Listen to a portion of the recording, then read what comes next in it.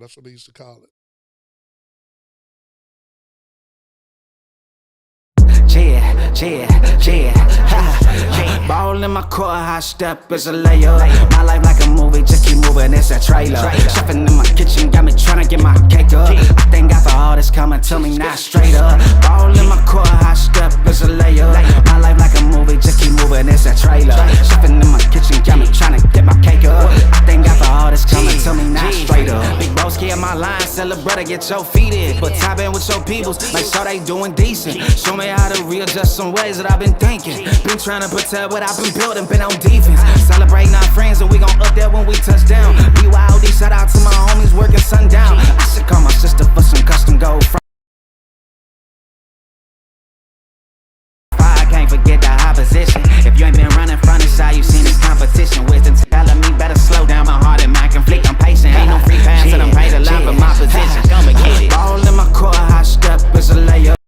Life like a movie, just keep moving, it's a trailer. Shopping in my kitchen, got me tryna get my cake up. I thank God for all this coming to me, not straight up. Ball in my court, high step is a layup. My life like a movie, just keep moving, it's a trailer. Shopping in my kitchen, got me tryna get my cake up. I thank God for all this coming to me. Like loving new friends, ready to be outside with my kin. Big glow on my chain on like I'm sitting on something else. Be careful, you too loud with it, they get you for your hands. And all that flex around for none, now you sitting down on some bricks. Big leagues, running down no loss, so I'm step up to the big leagues. Been here home runs, but I too loyal, I can't switch teams. Running out for them trophies, but I face all in that big screen. That fame hit street fast, whistle quicker than that 10 speed. I can't let my soul put trust in diamonds and gold, but ones ain't gon' let you fall onto no trap. Oh, I stay motive, see them hovering over your shoulder. Hit a lick while you gone, I'm keeping all enemies closer. Yeah, I've been ready on 10 toes. Don't ball in my court, high step, it's a layup. My life like a movie, just keep moving, it's a trailer. Shopping in my kitchen, got me tryna get my cake up. I thank God for all this coming to me, not straight up. Yo. Welcome to AG's Playbook. Hey, we had a great show last week. Now we going on week 2. I figured I'd bring in the heavy hitters. I got my man Stanley, the man, Anderson in the building. Look how smooth he is, man. He look like a 19, I would say you look like a 89, 90 player, man. I'm real proud of him. Just a little something. That's my guy right there, man. He's a good guy. Today, we're going to start off with Stanley, and I got a little surprise for him 15 minutes later, and then later on this afternoon, we have Devin Repress with the University of Colorado that's going to get on and talk about recruiting. And then we'll answer all your questions when we're done. So, with that being said, hey, man, welcome to Playbook, baby. Pleasure to be here. Hey, man, I've known you for a long time, so but I know you. So tell the people a little bit about who you are and, a little bit about yourself. My name is Stanley Anderson. I'm 17 years old. I go to Dr. Phillips High School, play quarterback, best position in the world. And something really about myself, just chill. Just got to stay head to the ground. All right, so you told the people a little bit. Let me make sure that we got everything straight. You said you at what school? Dr. Phillips High School. Don't y'all have some kind of moniker? Don't y'all know? Don't y'all say something? All DP. Okay, I just want to make sure because you just say that. You got to say that with your chest, though. So. Oh yeah, you got to say all DP. All right, that's what I'm saying because I know Coach Wells. In the middle of some of y'all's training, he be getting down with it. So but since we are talking about DP and we'll get a bit more, that's where you went. Do you know throw out some of the names of the guys who played at your school? Clinton Dix, Matt Milano, Nick Patty, Kenny Shaw, what's his name? Gabriel, Coach Gabe. Doug Gabriel, head coach of Wakava right now. Yep, head coach of Wakava. Those are just some NFL dudes that we got posters all posted up in our locker room. Yeah, you've had quite a few other guys that maybe didn't make the league, but y'all had a lot of talent come through DP, which is always a good thing. We got some dudes at D1, big schools right now. Oh, yeah. Payne Kirkland, Texas Austin. Mm-hmm. Demario Tolan, University of Auburn. Steven Dix, I'm pretty sure he's finna transfer to Colorado. Well, you might be giving me some new news, but hey, because I know, hey, I don't think we gonna find out. Hey, you know what he say? We gonna see. So yeah, you're right. So tell the people, what is your GPA? My GPA right now is a 3.3. 3.3 GPA? Yes, sir. All right. So that's your core GPA? That's my core GPA. Okay, that's on my way to GPA of 4.1. So that means you hitting the books. I know your pops for a long time, so that's to be expected. He ain't gonna allow nothing like that. And moms. Let let me rephrase that because moms, I've known her for a long time as well. Hold on one second. We got to make sure that, but yeah, as long as I've known your mom and pops, you're also one of the things, because you come from a family of football. Tell the people a little bit about your brother as well. Oh, my brother, Evan Anderson, he played at FAU for 4 years. Now he's having his pro day. He's going to get drafted for sure. Yeah, they, one of the mock drafts say he's going to my favorite team, which is Dallas.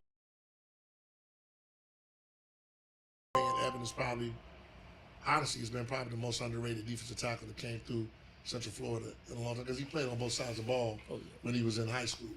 But he's been very dominant. One thing I can say about him, he could have took a lot of money transferring, trust me. But he didn't, because he stayed for what? What did he get? A degree. Yeah, so he wanted to graduate with a degree. Yeah, so I was very proud of him on that. What are you looking for in a college? Tell the people, what it is that you want from your college experience. For my college experience, I'm just looking for loyalty, because that's something I feel like is highly overlooked nowadays with all this NIL and money movement. And players, just even on the high school level, they're not loyal anymore. They're going from school to school, and sometimes, it's necessary. You got to put you first. Yeah, sometimes it's necessary, so I won't say that. If you got a coach that you feel is incompetent, or, you're really not feeling that coach, that makes sense. But guys are transferring like they don't even need a transfer.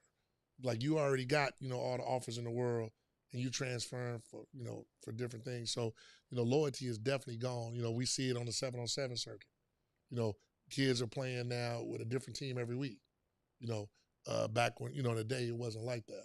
Yeah, but, one team stayed with them the whole season. Right. And so I'm pretty sure you've had, people try to get you to transfer from DP. So it was the main reason you didn't transfer because of loyalty, or did it have some, I know your pops, so I ain't gonna.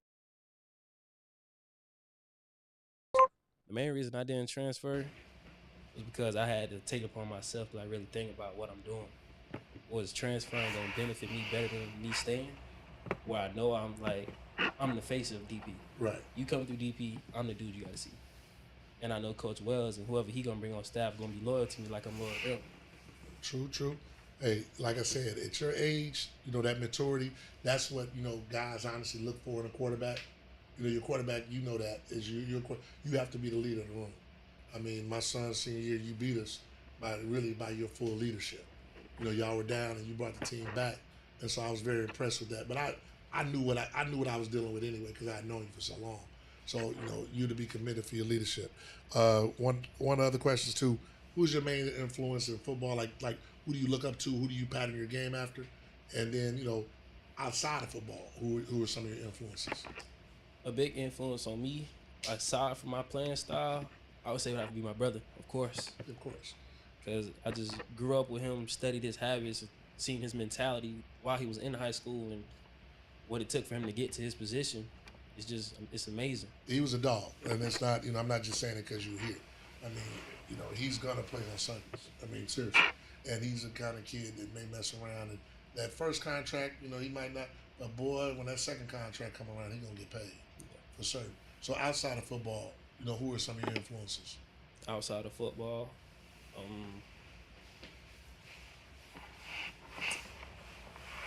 I'd have to say I really look up to my cousin Tyler Floyd. He played at Bishop Moore and went to Utah State. Mm-hmm. He just treated me like a brother I never had. I hung out with him more than I did my real brother sometimes. You talking about Victor's? His youngest boy. Yeah, see, that's a small world. But yeah, Vic, and honestly, Victor Floyd is one of the reasons that I do what I do. Victor Floyd has always been influential in helping kids around Central Florida in getting in college. I learned from him. He's a mentor. A real good guy. Solid as they come. So I'm sure his son is just a solid. I know the wife and the family. I've seen the baby, but y'all was all babies then. I haven't really seen him since he grew up. But one of the things too, like talking to you, we were talking about it early before we got on the show.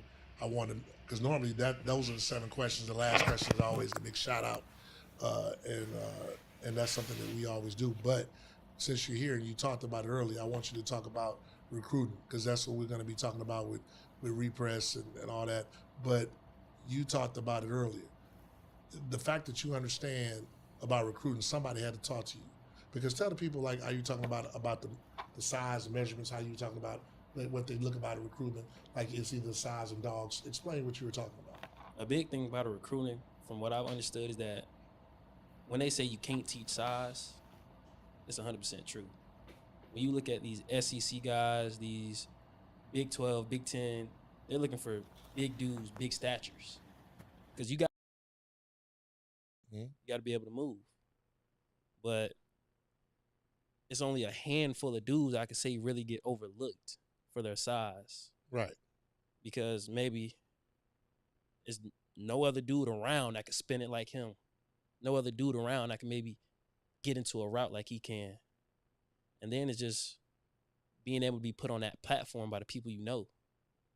Say it's a small kid in Iowa. He just as fast as a kid from Florida. But that kid from Florida, he always getting posted. He got dudes in his corner talking to these schools for him, even when he just maybe at the crib. So it's just having those connections and people's in higher places that really help you with recruiting. And most people don't, like, it's amazing to me that you understand that, but you probably do too, because, you kind of saw it with your brother. So, like you said, and your dad's a pretty smart man, and he can, for those who out there, he can get on that grill. I promise you that. Oh, yeah. But it's amazing to hear you talk like that, because I struggle when I have kids that come to me and they're like, Coach AG, I want to go to Florida. And I'm like, you 5'5". I'm not saying you can't play, but the reality is they're not recruiting a guy like you. And so that's why it's important that kids, like, they go to the schools that like them, because ultimately one thing about the NFL, they're not as concerned as much about, your size and stature. Yeah, on a line or whatever, but at the skill positions, you see running backs that are 5'5". You see quarterbacks that might not be it for the moment, but like you said, you got to be special. And which camera I got to have a look at? Because, okay, so look right in that camera. I need you to shout out whoever it is you need to shout out. Then I'm going to make a quick call and get a special guest to call in. I want to shout out Michael Calix, best receiver in Central Florida. Malachi Wright, best athlete in Central Florida. Cameron Dixon, another one of my guys. Amari Major, even though you transferred, it's still love over here. See, that's love. Let me see. Hold on one second. I got my boy Repass trying to get on too. They're both here. Okay. All right. Well, okay. All right. So we good to go. So then let's go. Let's get the first. Give me the guy who's not Devin Repress. Okay. Give me that guy. I'm trying to surprise him. He, give me the guy that's not Devin Repress. Let's see if you know this person. That's him right there, Stan, because, he going to be walking around. That's just, unfortunately. And I'm about to tell the story about him, too. I'm going to tell you a story about this guy, too, man, that you got.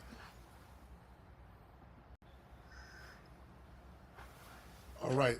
Hey, can you hear me? Can you hear me, big dog? Yo, what's going on? Yo, what's good with you? What's the word?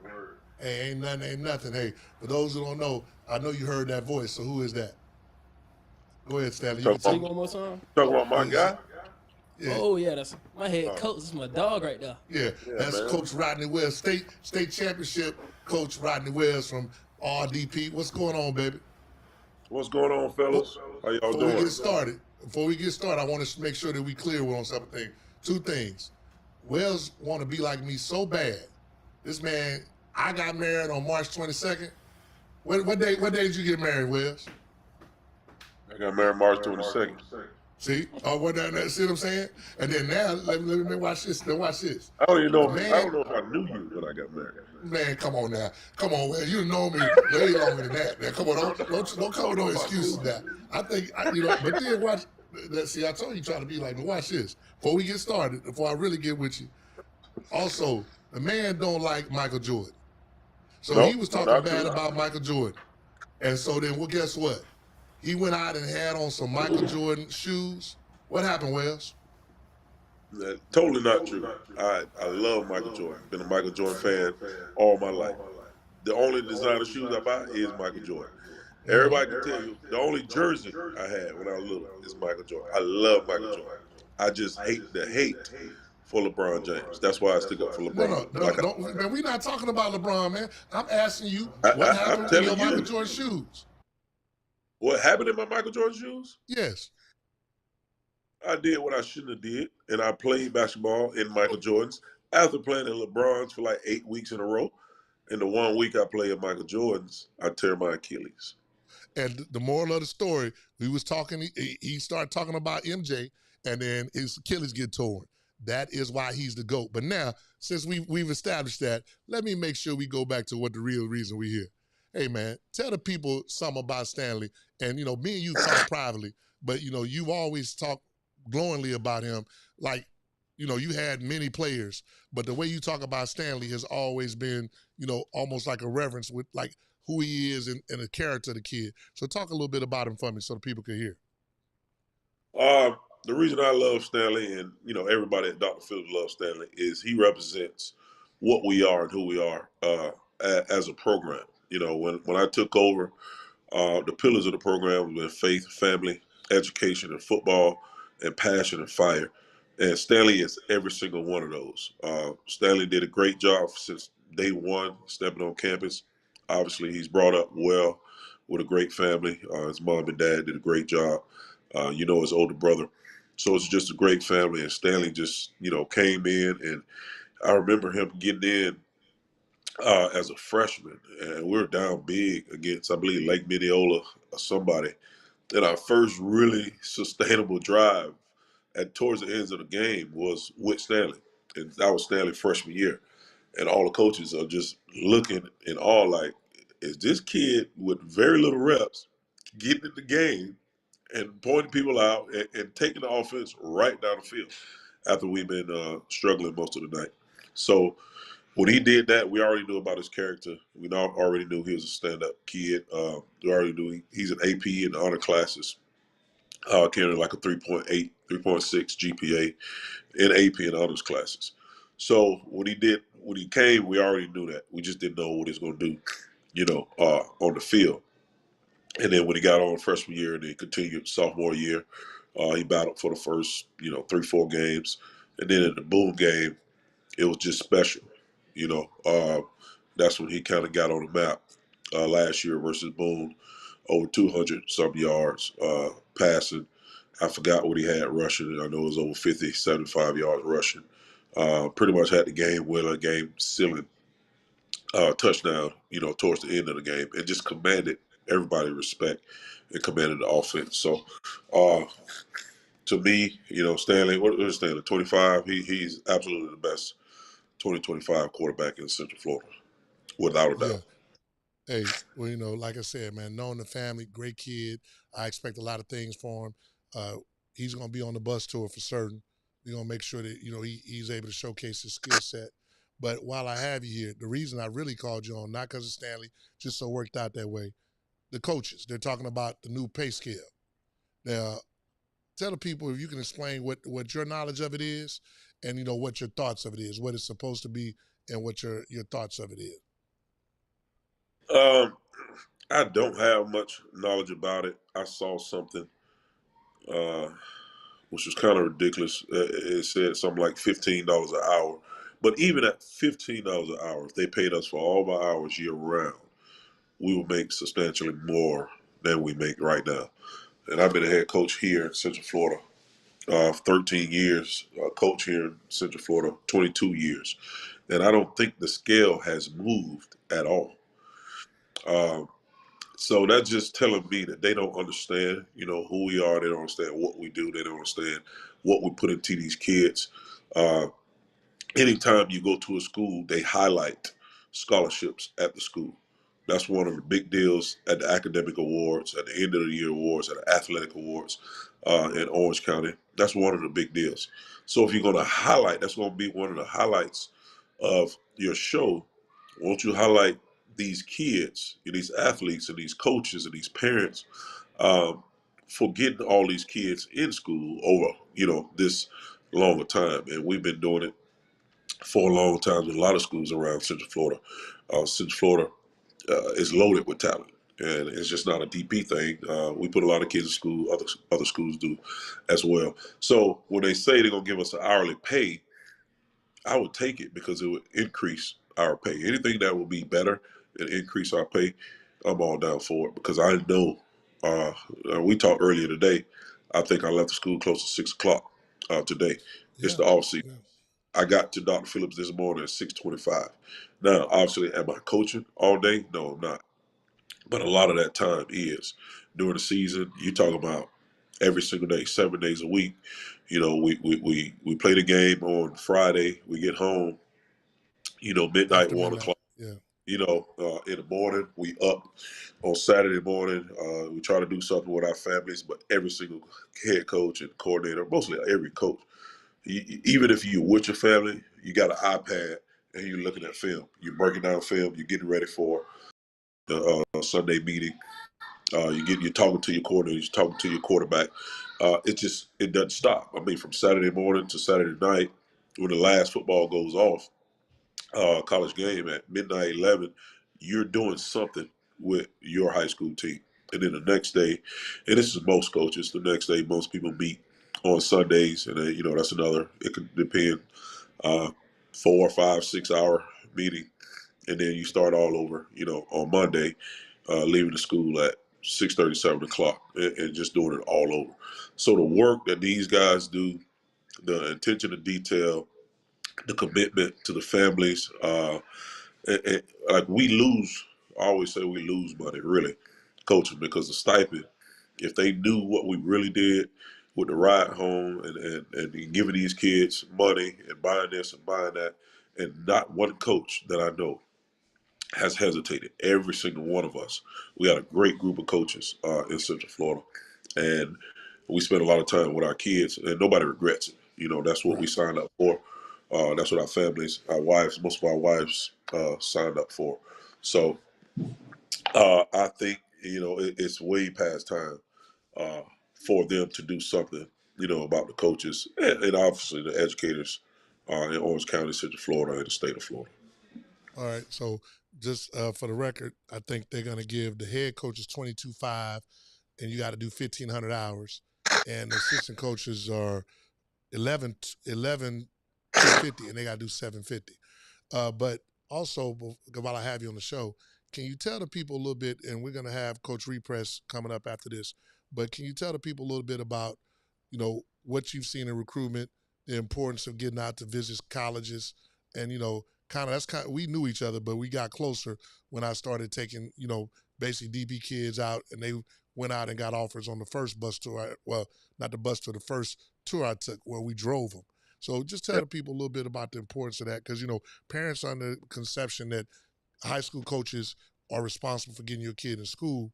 And I always say high school coaches, they talk to the coaches, they do those things, but parents, they have to make sure the grades are tight.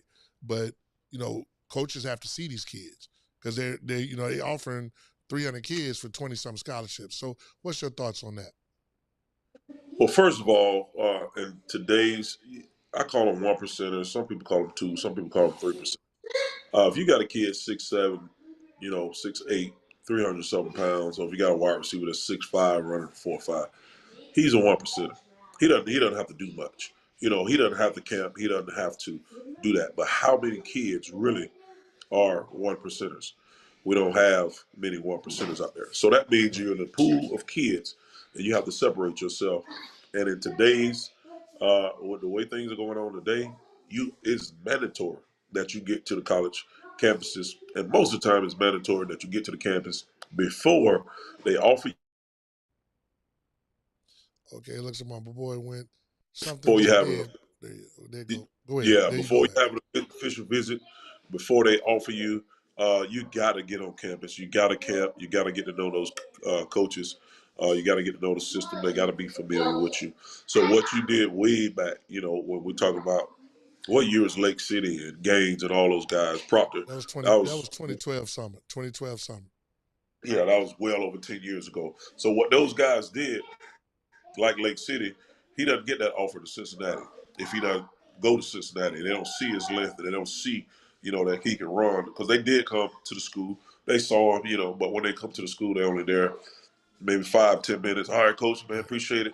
I got to get over here to Olympia. Okay, I got to go over here to Jones. You know what I'm saying? So they only got very little time at these schools because how many practices can you see in the Right. course of a 2-hour practice? You know, by the time you travel, maybe you can get to 3. If you move it, you can get to 3.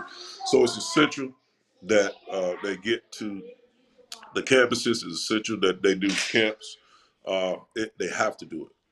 I believe in it. You know, like I said, since you took those guys back then, because there's not many 1%ers.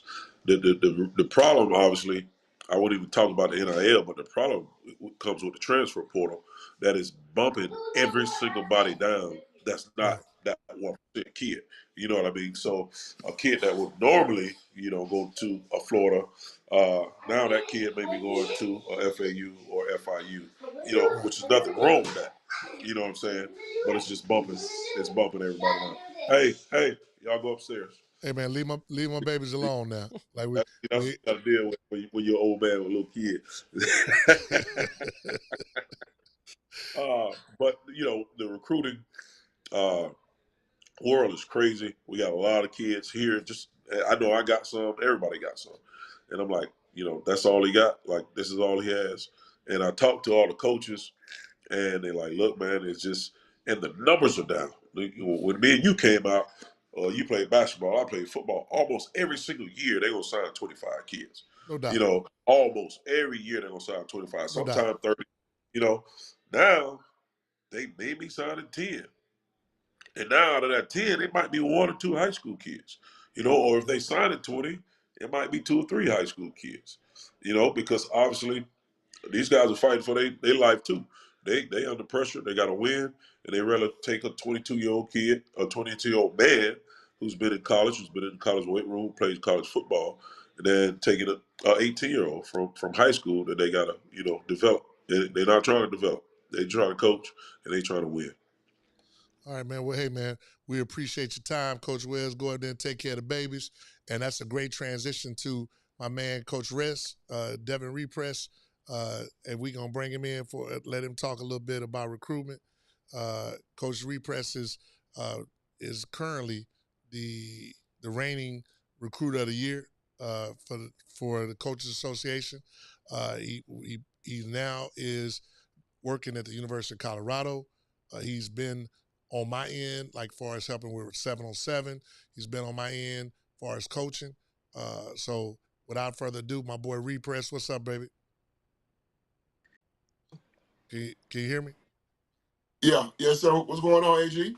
What's going on with you, man? Hey, this is my dog, man. For those who don't know, real good friend of mine. He just so happened to be in Colorado, and I'm very proud of him, definitely. Hey, before I get started, because I don't know the rules, I got a recruit in here. Do I need to get him out the room, or can you be talking while he's here? Nah, he fine. All right, just want to make sure that I don't, because the NCAA got a lot of different rules. So you kind of heard a little bit. I'm sure you heard a little bit about what me and Coach Wells are talking about, and I know that you're about to kick in your show. You can definitely make sure that people know where they can find out more. But just talk a little bit about what Coach Wells talked about, what you've seen in recruitment, because you're the perfect person for recruitment because you've been the high school guy, you've been at the FCS program, and now you at probably the number one program out there as far as attention in Colorado, and you can talk a little bit more about what everybody's looking for. Well, of course, we're looking for talent. I mean, that's the biggest thing. But outside of talent, man, character and grades are important. Coach Wells, that's my guy too. But Coach Wells spoke about the portal, and the reason that it's so easy for college coaches to run to the portal first before they get high school kids is because when you take a college kid that's already has experience, you already know what you're getting. You already know that this kid can handle the college workload. You already know that he can manage his time well because you've done your research on him. You know what you're getting. When you take a high school kid, it's just a lot of uncertainty that comes along with it. So to make sure that you check all the boxes, the first thing, guys, to make sure you have great character, and also make sure that your grades are um, up to par, because the higher your grades are, the more opportunity you have. Um, Another thing that I'm running into a lot, and that I ran into on the high school level when they passed this rule, is that you have people telling kids that they don't need ACT or SAT test scores. So a lot of kids are not taking the test anymore. But that's not true. That's an NCAA rule. That's not a college rule. Colleges Correct. doesn't have to follow the NCAA rule when it comes to, the only rule they have to follow is that you're in a NCAA qualifier. That's it. But as far as ACT, SAT, I know for sure every state school in the state of Florida, you have to take the ACT, SAT test, or you can't even get in school there. So the more you have more opportunity when you do those things, take your test, do well on them, have great grades, and have great character also. But you spoke on it. I mean, Rodney hit it on the head, man. The game has changed. It has, and I've sat in that seat. I've been a high school coach. Um, I was responsible for sending 115 kids to college on scholarships in 5 years, and I traveled my kids across the country, man, to make sure they got those opportunities. And I had some parents that were on board with what I was doing, but I had a lot of parents that didn't really even want to pay for their kids to go anywhere. But they were wearing, the kids had Jordans on, they had gold teeth, they had chains, they had everything under the sun, but they weren't investing in something that was going to better their kids' life, and that's getting to college. Yeah, you know what? I'm glad you brought up. So since you brought up, we'll keep it real on it. Like Cam said, we'll keep it funky. Uh, I hear people, man, all the time. And shout out to Cam because when I did my bus tour, Cam actually did me real solid when we came to Atlanta. But uh, I hear people complain about the cost. Like this year, it's $700. We gone for 8 days. And stay in hotels for But we look, go. It's set. that's We set. that's cheap. Correct. That's That's what I'm cheap. like. Right. But and we got your kid for 7 days. We doing all the stuff that we doing. We put them in front of coaches, and you hear people complaining. Actually, I've heard people say that they don't need to go to college camps anymore because colleges are making up their mind. And you as a college guy at a college camp, because I've heard you on other shows promoting that the kids need to come to Colorado, and I want you to kind of explain why, as a coach, that it's important for them to come to camp, so you can talk about how you get to feel them, touch them, get to talk to them, because those are the kind of things that might be the difference in you offering him or like giving him a committable offer versus a kid that you don't give a committable offer to. So so most times these kids get these offers, they're verbal, they're over the phone. Right. They're not in person really. So camp is very important. There's no better evaluation than an in-person evaluation.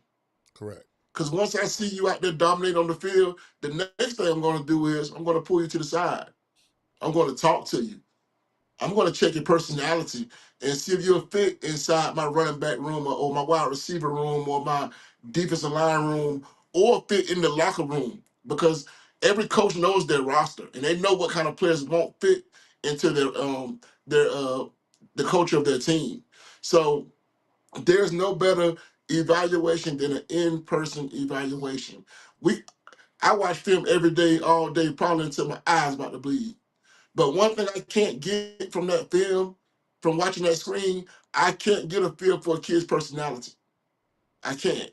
So, um, parents, if you're listening, don't let anybody tell you that camps are not important, because they are. They're very important.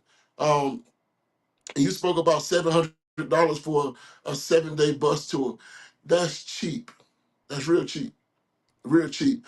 And you really can't put a ticket on the exposure that these kids will get. Also, the things that they will learn. Also, you can't put a ticket on that. You can't put a price on it. So, um, parents, and don't get me wrong, I understand that the economy is not great right now. I understand that there are some parents who may not have it. I understand that. But whatever you have to do, man, there's a lot of ways to raise money out here these days. And one thing I know for sure, everybody loves sports.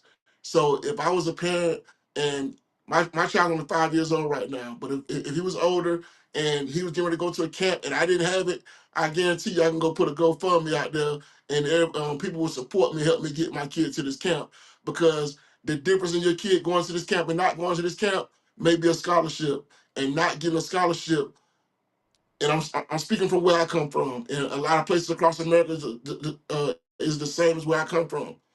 I've seen a lot of kids who were good enough to go to college who didn't go to college, and they stayed home and got in the streets to sell drugs, and some are in prison right now or some are in the graveyard. So parents, what are you willing to sacrifice for your child to have to have a better life? And the opportunity, because we talk, outside of, this conversation. I tell parents all the time, you know, I'm giving out money all the time. When a kid asks me, I'm giving out $20, $30, whatever. Especially if they start talking about football. I'm giving the Girl Scout cookies. Anytime a kid is asking, I'm always doing that. And I know I'm not the only person. Like you said, they have different platforms, and even for our bus tour, we have different platforms. But I just wanted the parents to kind of hear from you, because I get tired of hearing people complain about those things, because my son is at Colorado now, and y'all, he gets to eat steak and lobster. He eats well. He gets to live well. Every day. Because it's something Yeah. that's very important. So I appreciate, as a parent, that don't have to come out of my pocket. And you basically, Right. your kids are fighting for these opportunities that are, $40,000-$50,000 a year opportunities. And it's a Right. lot of people want them. Like I always tell my son, if you leave Colorado today, there's one guy that can't wait to take your place. So, I appreciate you, man. I know that, you gave me your time. Tell the people a little bit about where they can catch more of what you're talking about. I know you got a show coming up talking about recruiting and all that good stuff. My Twitter, and I do a lot of work on Twitter. And that's another thing, parents. That's another way for your kids to get recruited. If your child doesn't have a Twitter and he's not active on it, he can't be serious about football, because that's where all the college coaches are. And they may not comment because there's rules against that. But Correct. they are watching. They are watching. But my Twitter handle is at coach the number two and bless. My YouTube channel is the same, at Coach the number two and bless, and so is my Instagram. Also, they're all the same.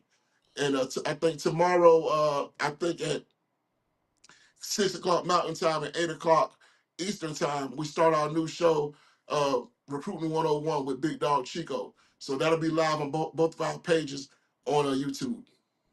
Okay. And then we'll make sure too as well, because I know you like to talk recruiting. You could do that all day. And I would definitely encourage people to go to his Twitter, make sure that you get his information, make sure you go to his YouTube, make sure you go to all of his channels. But one of the other things that I would also recommend, and you tell me this, when you're looking for a kid and they have a Twitter. Because I told kids, like, if they're really talking about recruitment, shouldn't it be something like, I got the gentleman in the room, Stanley Anderson. He like, shouldn't it be like Stanley Anderson QB or Here's something of that nature? It shouldn't be, Mr. Rocket Thrower 36. I mean, what's your no. thoughts on that? Listen, as a college recruiter, if I'm looking for Stanley and I have to go through a whole bunch of loops to try to find Stanley, guess what I'm gonna do? I'm gonna move on to the next kid, because we have too many to look at. So your Twitter handle should be your name. Your Twitter handle should be your name. Whatever your name is on the football roster, whatever your name is on Huddle, whatever your name is on 24/7 Rivals or on three, that should be your Twitter handle. It doesn't have to be cool. It shouldn't be shouting doo wop 21. No college coach is gonna look. He's not gonna know to look for Shawty Doo Wop. So make sure it's your name. Make it easy for the college coaches to find you, because it's hard enough to get recruited in this climate right now. Don't make it any harder than what it is. And first of all, it's a doggone shame, because I'm sure Stan don't know what Shorty Doo Wop is. But that was the first thing that I thought of. I was like, Shorty Doo Wop. So hey, I know we got a couple of questions that came in via the people who want to ask a couple of questions. So Dev, like, Cool. maybe you can answer some of these questions. Cool, no problem, man. I'm just getting in, but this is what I do, man. I know. My Twitter handle says who I am, and it's at Coach to Bless. Man, I want to try to help as many people as I can, whether they're coming to Colorado or wherever they're going. I want to try to help as many parents, high school coaches, and the athletes as much as I can, man, because I know for our people, man, I know what happens when we don't go to college, man. And college is not for everybody, but the ones that really love this game, they need to go try to chase their dreams. Man, we go back, long time ago. When I first met you, you always been solid. Uh, so I know we got some questions coming in, and that's what I say. Like, what people don't understand that I know you and you know me. This is the kind of stuff we've been doing, before, anything. I've Oh been yeah. doing bus trips for, almost 14 years. You've been helping our parents and people. Even when I first met you, you was talking about helping people. We just literally met. So like I tell people, that's one thing I know about you. You all, and so that's why, people just see that now that you being blessed, they don't see what you did, for God to bless you. So I'm very proud of you, seriously. But go ahead, we got a couple of questions. So I got D Brown up. He said a lot of kids can't get on the bus you're talking about. What advice do you give the parents listening as an alternative to get your kids exposure? I tell parents, and I say this: you don't have to get on my bus, but you got to get them to the schools. Like if you take your kid one time to a school, you'll probably figure out a way to get them on the bus. Because if you drive them around yourself, you're gonna spend. And I can speak from experience. The year COVID happened, unfortunately, that was my son's. You know, he was in high school, so I had the bus tour lined up, and I know how much. So I had to literally go out and spend money to take him to schools. I spent well over $8,000 on my, which I would have went to them schools for $700-800. So what's your take on that, Devin? Well, I'll say this first before you say you can't get on the bus. Try. I just said there's GoFundMe out there, man. There's people that will donate to you that don't even know you. Yeah. Probably before some of the people that you really know will. But don't be afraid to take those risks and don't let your pride get in the way of it. You're trying to help your son get somewhere where it's hard to get right now. So the opportunity to pass up this opportunity to get on this bus tour to go see 7 different schools is um, just don't pass up that opportunity. At least try. If you can't do it and you've tried, it's understandable. But the kids have to get around to camps. It's very important. As a college coach, there's so many rules in this game. I can only go see Rodney Wells at Dr. Phillips one time out of the whole spring period. One time. So that's one practice. But I may not even stay there long because I have to hit so many other schools. I'm not there long. So um, man, try your best to get your kids to those camps. Like I said earlier, these kids wear all these Jordans that cost $200. These kids wear these True Religion jeans. These kids wear these gold grills. These kids wear all these chains. That stuff does nothing for Right. your kids' future. Invest in something that's going to help your kid prosper in this world.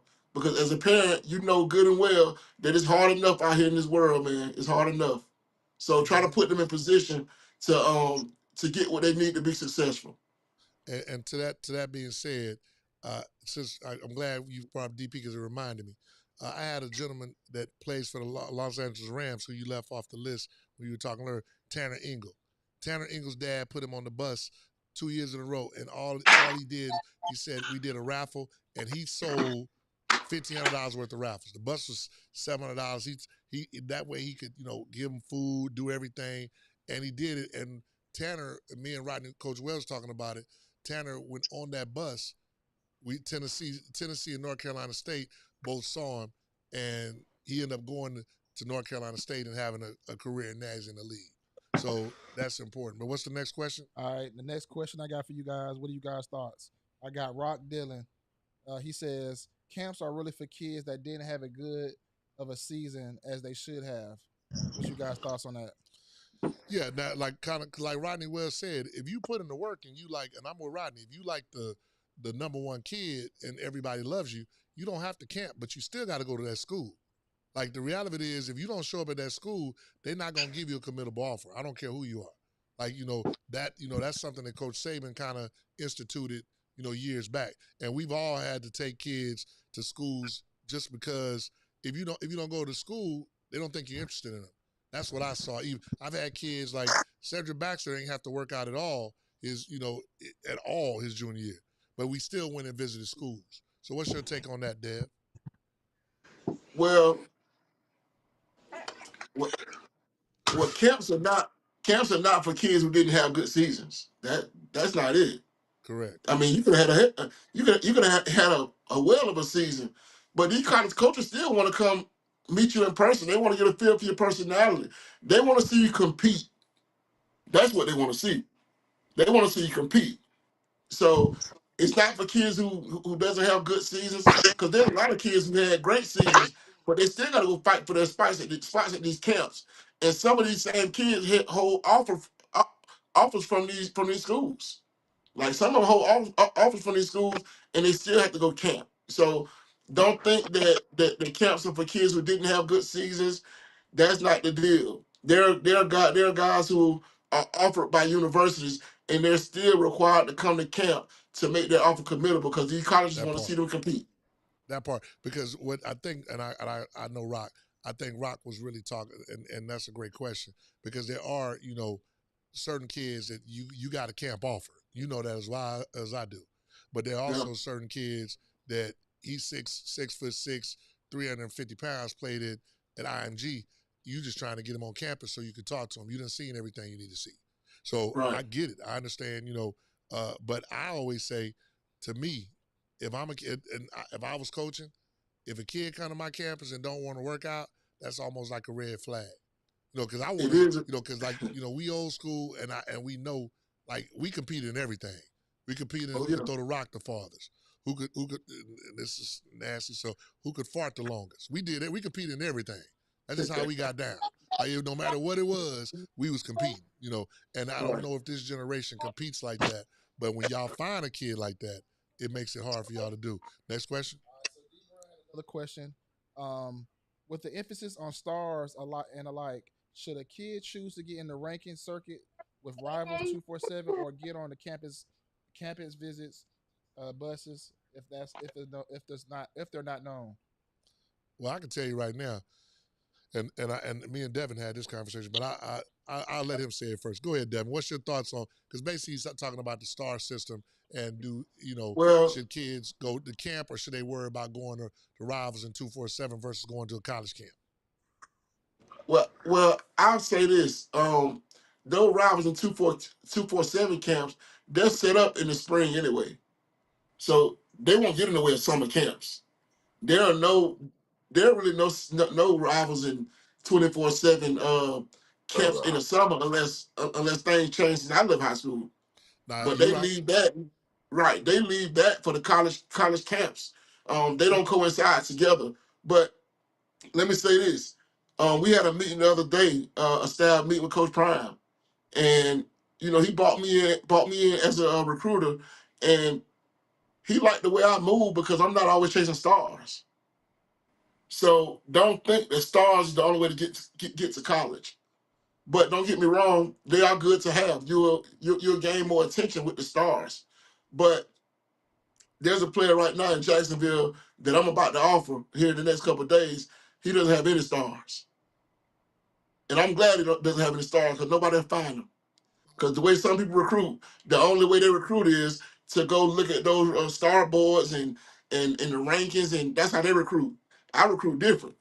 And I'm not the only person in the country that does this. Um, so to answer your question, um, if you're invited to those rivals and Under Armour camps, go. But I will say this: if you know you're not fast, don't run the 40. If you run that 40, it's gonna get shipped to every school in the country. Mm-hmm. And once that 4.9 is out there on you as a wide receiver, it's gonna be hard to get recruited then. No So matter, and let's make sure. I'm glad you said that because even if you run that 4.9 as a freshman, and now it's 2-3 years later, and you running 4.4s, that 4.9 is still gonna stick. And I try to it's tell still parents it's that still gonna be out all there. the time. You know, because like every one of those, like you say, y'all get the list of all the times, y'all get the list of every kid that came through. And that's what like I tell kids, which go into next week, you know, that's why you need to train. Before you go to these places, you need to know what type of 40 you run. You know, so that way you know if you need to run or not. But to answer like to the question about stars, my take is what people don't realize the star system is really made up so that they can get you for subscriptions and they can get paid. So one of the things that you know a good recruiter like Dev and other guys out there, they're gonna look at the film, they're gonna evaluate because that's why, like I tell people, people get mad at kids. They go off to school and they're like, "Oh, he was a 5 star, but he was trash." No, he wasn't a 5 star. He might not have been able to play, but he really wasn't what the ideals of a 5 star are. It's not that he was, a trash kid. He just never had that ability. So if you're a kid, bet on yourself. Make sure you go because you can't become a star anything if nobody sees you. That's just the bottom line. So I'd recommend you go to those camps as well. Last question. Last question, real quick. I really think this is big. Mr. Corey Fuller, he asks, "How big are relationships?" Well, we all relationships are very big because we both know Corey And, Fuller. You know, like and Corey look, Fuller is that's right, my guy. right. That's He's my our guy. That's guy. like my big brother. Yeah, Um, Corey. I'll tell you how big relationships is. This how big relationships is, and the guy that asked this question, Corey Fuller. Um, and don't get me wrong, I bust my butt to get where I'm at. Now I put in a whole bunch of work to get here, a whole bunch of work, a whole bunch of unseen work too.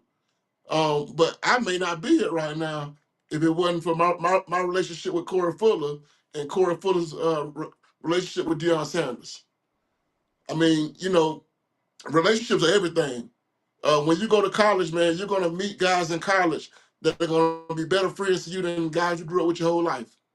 And you keep those relationships because one day, one of the guys you met in college, they may hire you at their company.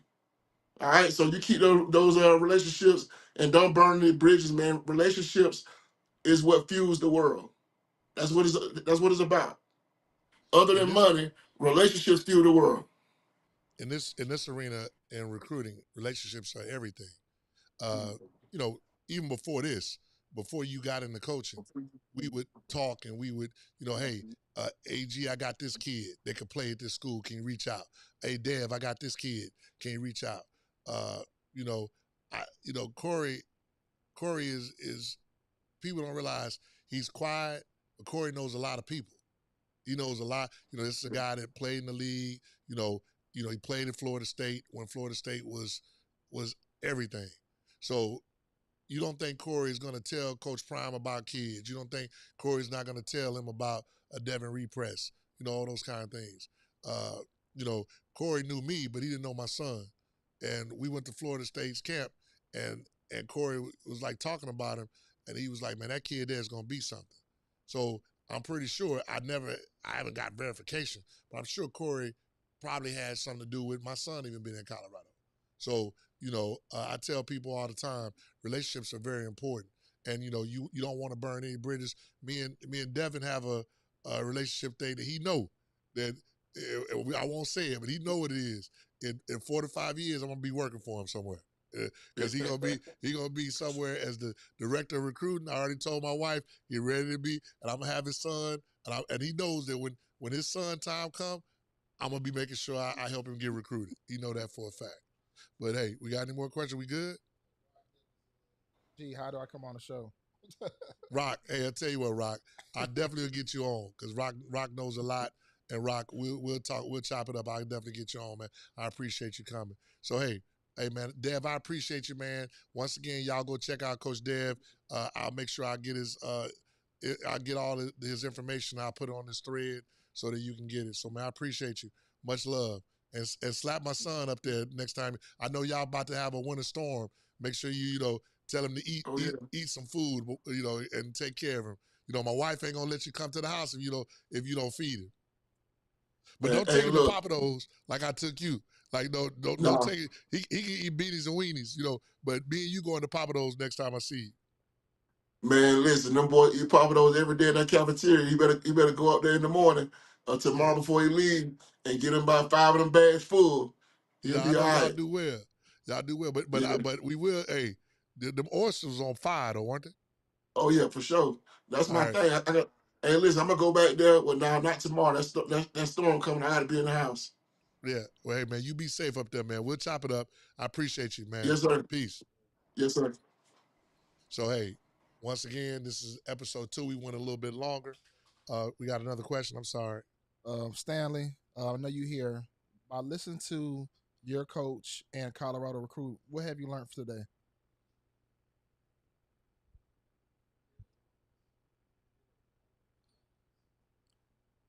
And like really get to know these coaches, because I know you can't take a lot for face value. Like you really need to dig deep and realize what these coaches are talking to you and really figure out what you're gonna do when you get there. Hey man, I appreciate, Stanley. He's very wise beyond his years. I appreciate Coach Reds, appreciate Coach Wells, appreciate everybody. So hey man, we gonna end the show today. This was a good show. Hopefully you learned something. Parents, like I always say, recruiting is not a spectator sport. You got to do what you got to do. We have fundraisers on the bus trip. Heck, I even had people that have paid me payment plans, whatever. Because if I know you trying to help your child, I'm gonna help out. That's just who I am. So it's not about the money for me. Because if it was, I would charge way more. It's about trying to help these kids get in school. Because I know the importance of it.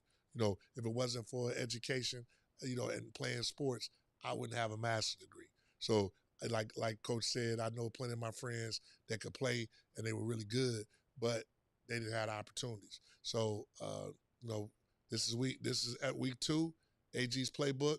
I appreciate you, my dog. You family.